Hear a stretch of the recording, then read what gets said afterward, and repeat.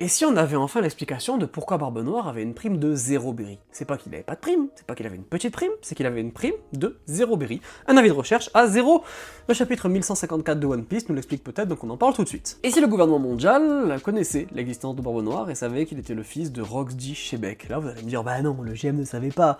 On a quand même une phrase de Saturne qui dit, oui, il est spécial, comme sa lignée.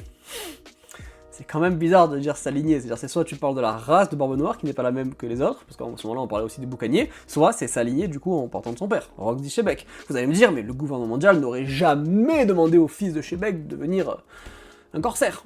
Ils ont quand même demandé à Ace. Alors est-ce que du coup ils ne savaient pas encore que Ace était le fils de Roger à ce moment-là? Peut-être, mais en l'occurrence ils ont voulu buter Ace parce qu'il était le symbole du mec du roi des pirates, donc c'est vraiment le roi des pirates, son enfant à lui. Roxy Shebeck c'est juste un grand pirate, donc pas forcément, mais je me dis, mine de rien, aujourd'hui, on est en 2025, c'est la seule explication qu'on ait du coup plausible sur le fait que Barbe Noire ait une prime de 0 berry, c'est le fait que le gouvernement mondial savait et que dès sa naissance, dès qu'il était petit, il lui a directement calé une prime sur la gueule de 0 berry, parce que on connaît ton père, tu es dangereux, on connaît, on sait, voilà, t'es quand même bizarre.